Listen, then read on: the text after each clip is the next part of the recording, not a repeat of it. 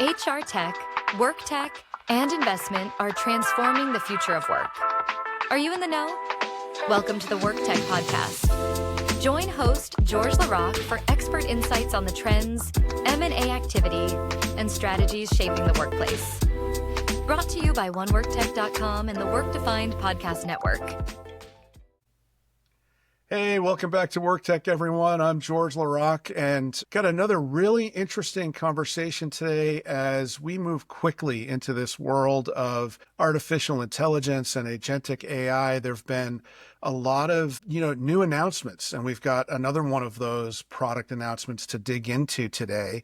The market has been talking about leveraging AI to improve experiences and gain efficiency. It's top of mind everywhere. Almost every conversation I have is centered around that. But how do we do that in HR while balancing ethics, compliance, security, confidentiality, and all of the issues that go along with implementing AI? And my guest today is Beth White, CEO and founder of MeBeBot, leading innovation in AI and in this category. And they've made one of those new product announcements highlighting some new features that I think are really worth everyone taking a look at. And they're available now. So, hey, welcome, Beth. Thanks so much for having me, George. It's great to be here. Yeah, well, it's good to see you. And let's start with introductions. So, yourself and MeBeBot for anyone that isn't aware. So I'm Beth White, founder, CEO, started MeBeBot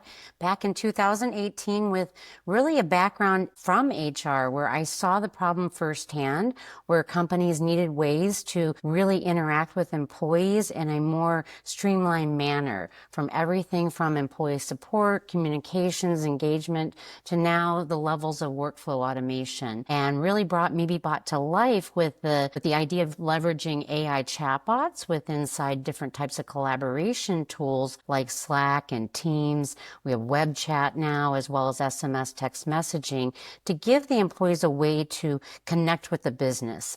And the whole goal is to solve some of the challenges and remove layers of friction. And that really brings us to what is MeBeBot. We're an AI solution that's designed today, and what we're talking about here is MeBebot One, which solves a problem of the data and the digital debt that companies have in unstructured content.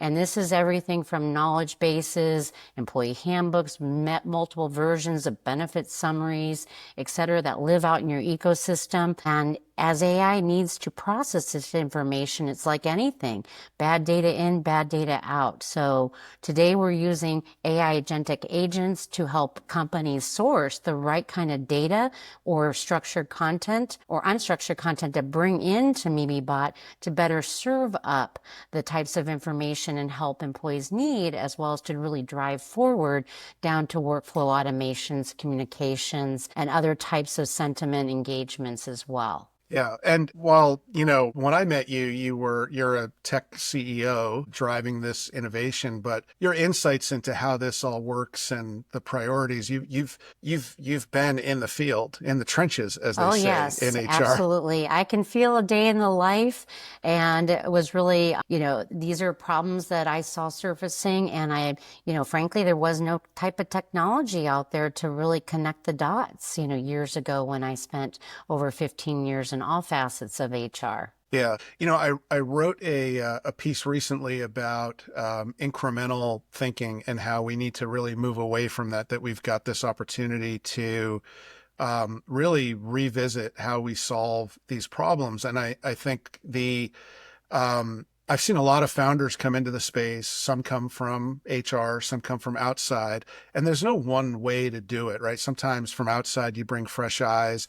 Sometimes from inside, you know the users and the customers really deeply, but then there's disadvantages to both as well. Right. It can get, when you come from outside and you don't understand the space that well, sometimes you make a lot of assumptions that don't hold. I'm being very generous. And sometimes when you come from inside, that incremental thinking can creep up. And I want to just, applaud you for coming from inside, and you've really been pushing the envelope on this for a couple of years, and you're always leading on the, when Agentic came up, you had already been looking at it and looking at leveraging it. When we'll talk about some of the ways you grab internal information using RAG and so forth, you're really ahead of the curve. And I think in some ways the market's catching up with you right now. So I just wanted to say that for coming from the space. Yeah.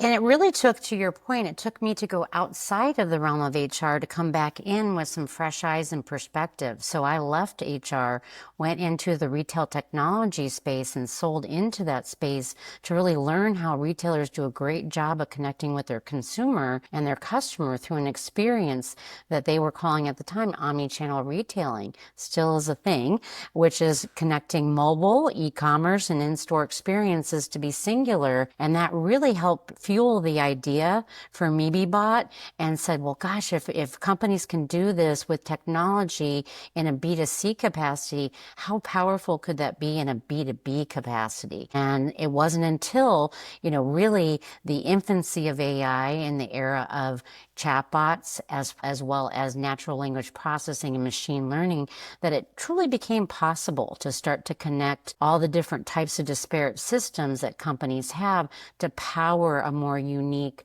seamless experience. Yeah. So we'll dig into the announcement, but before we get there, how would you describe where you sit in the market? It's a big, mature space, HR technology, and where do you fit in the tech stack, as we like to say? Yeah, absolutely. We like to think of ourselves as a player in the whole ecosystem of work technology with inside organizations, not even siloed within HR tech. We find companies now, when they're thinking about AI solutions to help optimize their organization, they're not putting it into buckets anymore. It is more holistic. And so we do sell into the IT team as well as the HR team and other types of buyers that can take advantage of this with inside organizations. Where we fit in is giving companies a foundational layer that they can build upon to start to solve some of those, what I call low-hanging fruit problems that every company has had. How do you solve for employee support? Well, it's not a problem that just HR has. IT has it too. So does payroll and legal and finance and other teams. And so just putting it together into a solution, there hasn't been something like this except for collaboration tools like Slack and Microsoft Teams that really stretches across. I think Salesforce is probably close because there's a lot of licenses across an org with Salesforce, for example. But this is really getting people to rethink, that there are platforms that they need like MeBeBot that provide them a foundational layer to build on top of for operational improvements to, efficiency across the org. Yeah. Yeah. So I think a lot of the conversation here is gives us a good glimpse at some of the vision and sort of, where you fit. What types of companies are, the right customers or ideal customers for MeBeBot? What does that look like? Yeah, absolutely. Well, when we came to market, we were heavily focused on mid-market. We saw a gap in just the ways that companies in the vendor space build technology. It's usually for the enterprise or strictly SMB. And so there was a gap in what we define as mid-market, anywhere from, 500 employees to up to 10,000 employees. So that's really kind of our sweet spot in the market. What kinds of customers are ideal for us are companies that really are starting to think through their AI strategy, or just understanding that AI is not a one-size-fits-all and that you have to get more of a purpose-built solution to also meet your needs as an organization, especially when it comes down to risk. So one of the things that MeBeBot's leaned into for years from day one is that if you're going to implement any of these type of technology with AI, it has to be accurate. It has to adhere to what's going on with inside your organization that you want to protect, everything from data privacy to accuracy of content delivered. And it has to be able to scale and grow and think through this world of AI is going to start to change from the advances in the technology to potential litigation or regulations. And so today we work a lot with companies that get that. They may be in heavily regulated / industries like banking, finance, insurance, or could be even a customer of ours, Mozilla, that just has as part of their mission and their foundation, data privacy and information protection. So those are the kinds of companies that really get us well and can really be successful with MeBeBot. Okay. Well, that's a big part of the conversation right now, right? It's, as I mentioned up at the top, it's, okay, we want to take advantage of this AI, but we want to do it without, any risk that That's right. that it might put us in. So I think that's a good segue to your launch of MeBeBot One. So what's the headline on that, or the headlines around on this launch? Yeah, so really the launch of MeBeBot One is it's one singular solution to allow your organization to search for content that's inside your organization and then give you the agency, authority, and even visibility into what we call kind of protecting some of that data that you may want to be what we call prescriptive, meaning you have control and autonomy as an organization to make some of your content behind guardrails so that it can be delivered very specifically to employees with exactly what you all want as an organization. But yet at the same time, there's the flexibility within the platform so that if you do want to leverage some of the core technologies of AI we use to simply serve up information to employees without the human oversight, you have that ability as well. So it's a true hybrid, headlines are hybrid AI platform with controls and transparency that organizations in certain environments are going to really appreciate. Yeah. So that resonates with me, but can you give me or give everyone an example of what one of those highly controlled experiences, or, we talk about use cases might be, Yeah. and then maybe one where, it's opened up and your customer might not be providing those rails, as you say. Right. Actually, I can give you several different examples, but one that definitely comes to mind is today when companies like Microsoft, we are a Microsoft ISV partner, so not throwing them under the bus, but they have their solution Copilot, and it came to market at $30 per person per month, and it searches everything that a company has within their SharePoint, OneDrive, etc., to serve up a suggested answer to an employee based on dots it's found. Well, what it does is it can find, for example, remote work. How many of us have changed our remote work policy many times over the last couple years? Such a good example because it's had to iterate and change so much over the years. And when Microsoft Copilot is asked that question from an employee, it may actually surface outdated information. That's not the most proper answer to a question. So with MeBeBot, what MeBeBot is able to do is go to a company's information, search for the most accurate representative content that they have out there, bring it in to our platform, and then we can say, hey, this is the type of question MeBeBot considers something you may want to provide guardrails or prescriptive answer. We're going to give you a suggested succinct answer. Now you get to lock it in place and know that every time an employee asks a question, no matter how many different ways they verbalize it, explain it, through text, they're going to be able to get the same succinct answer that your, frankly, internal legal team will be very pleased with. Because that's just it, that's where the legal gotchas are at, and where AI needs to be brought in the conversation to a different level is companies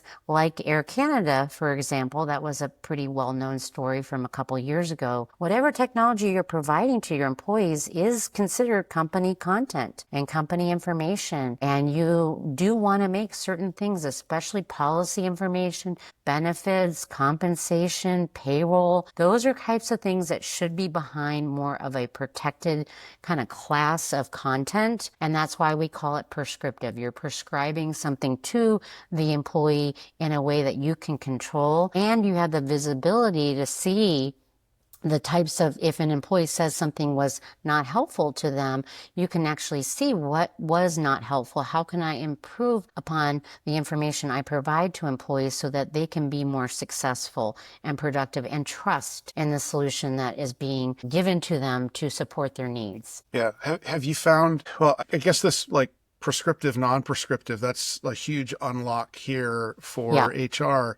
Are there categories of conversations or topics that your customers are commonly putting in the non-prescriptive bucket as well? Yeah, absolutely. Like there may be, programs that a company has that may be more non-prescriptive, such as pet insurance or having things around wellness programs.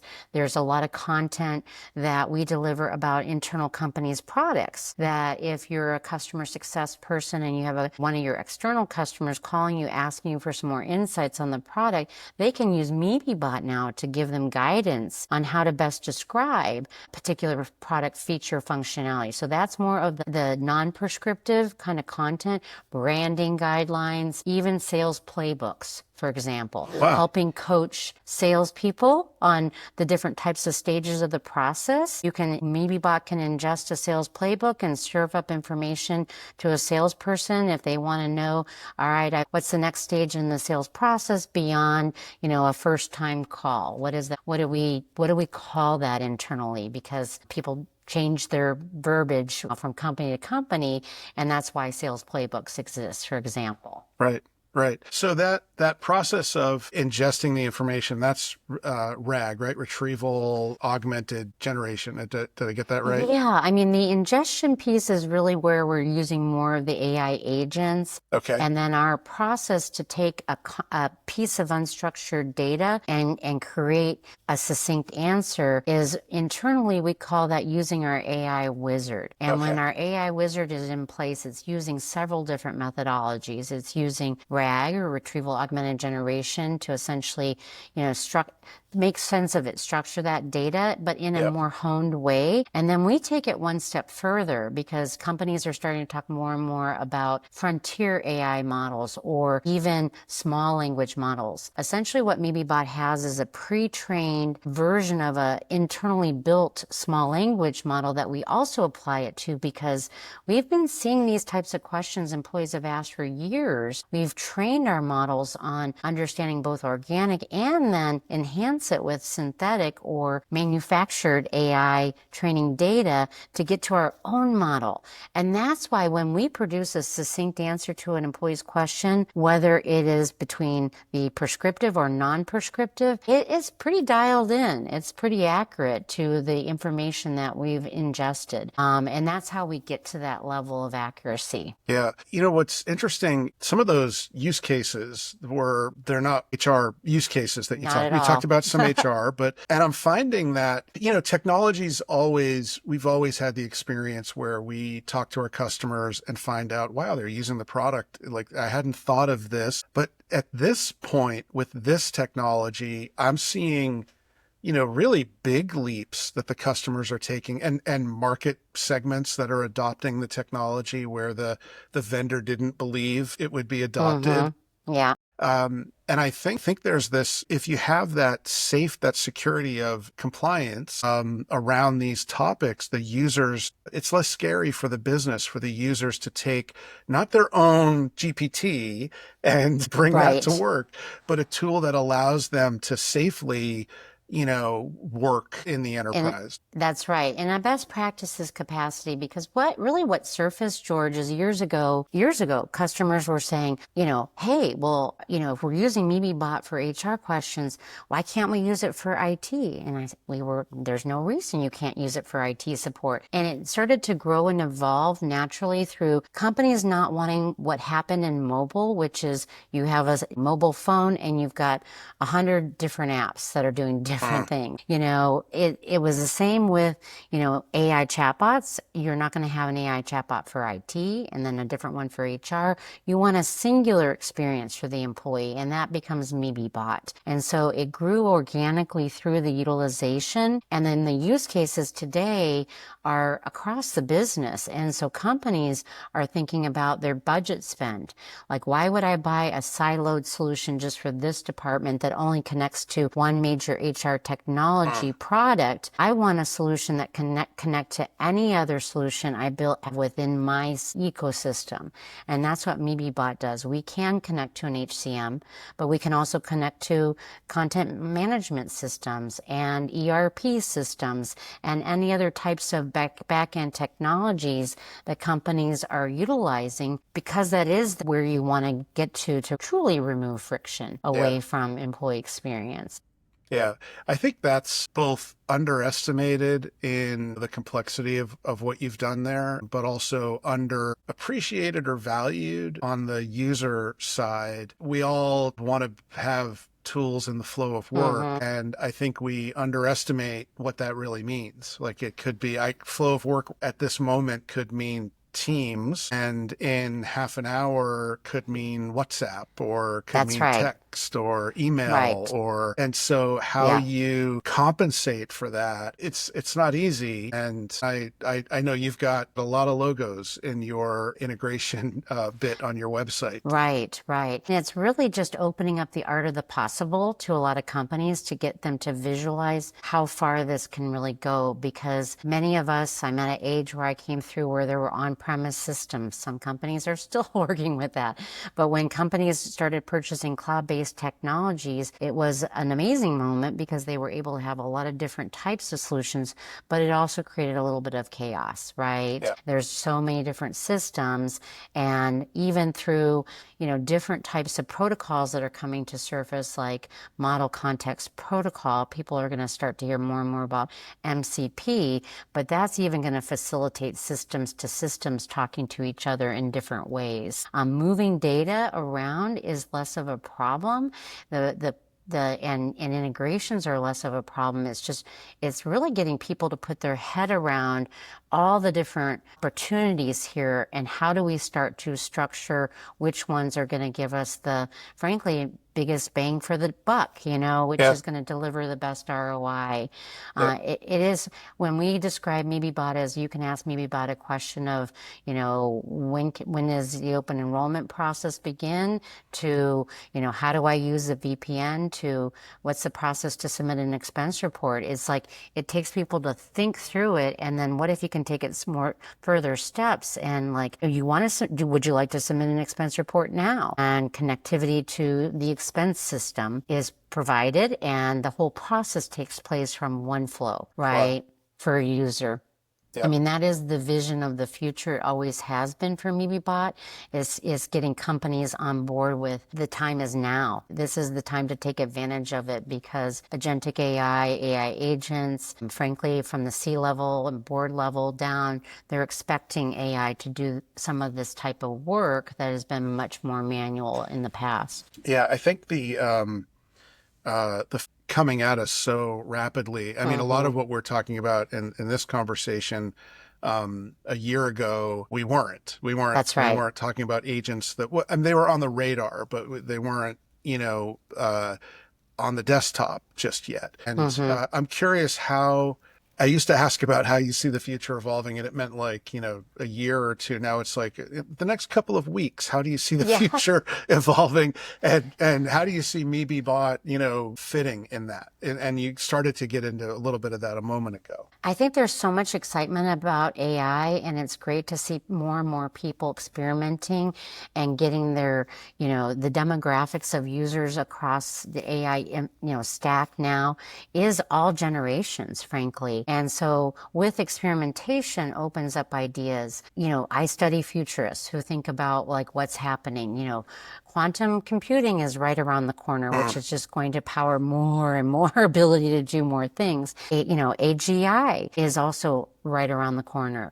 where computers can even think in deeper processes than ever before. So the ability for MeBeBot to really become a true personal assistant for employees is not far-fetched. And that's really how companies should think about it. This is the employee's coach. This is the employee's potential, helper to do parts of their work for them. It is the person that's going to is the entity that's going to, take on some of their tasks for them. And so it's just getting people into a mindset that every employee within a company, it is possible to have this. This is where it is exciting, and getting employees on board with knowing, look, you may have thought your job was this, and it is changing, but think about all those other things that you've always wanted to do you could never do because you just didn't have the time and bandwidth. And getting people into a higher level of thinking about, you wish your company would move faster on product development for X, Y, and Z, or you wish you had more time to structure, a compensation package that really looked at the entire market.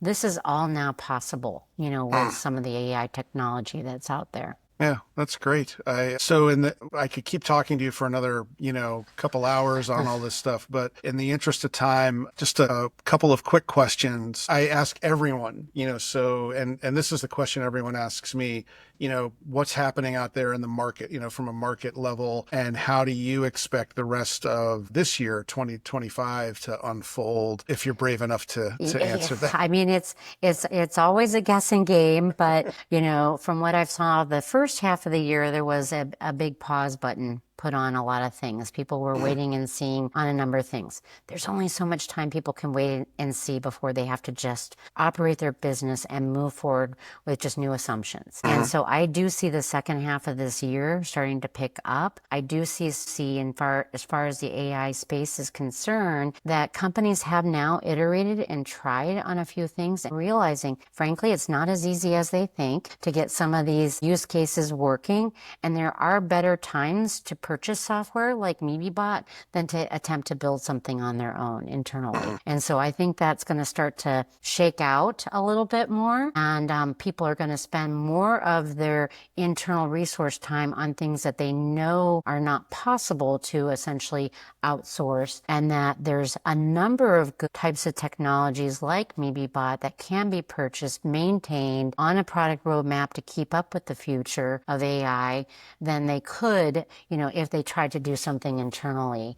It's just, there's still a struggle right now for people to really understand the best impactful use cases, and spending some more time thinking and building AI strategy, as well as getting your hands around what your internal company's AI gut will be. That's, I think, what's going to get accomplished this year, and next year is going to really take off. And companies who haven't started thinking any of this are going to start to fall competitively more and more behind. Yeah, good answer. I think I'm with you on all of that based on what I'm seeing. So what's the best way for people to learn more about MeBeBot and MeBebot One? Yeah, absolutely. Well, follow us on LinkedIn. MeBeBot.com is our website, MEBEBOT.com. We just launched a refreshed website to announce MeBebot One to the market. We also have a YouTube channel, and again, you can contact us directly through the website as well. Great. Well, Beth, thank you so much for telling the MeBeBot and MeBebot One story here at WorkTech. And I know you're busy. Thank you so much for your time. Thank you, George, for having me. Always a pleasure. Yeah, and thanks to everybody. If you're watching or listening, wherever that might be, come back to WorkTech for more and check out MeBeBot. All right. Thank you, George. Thanks everyone.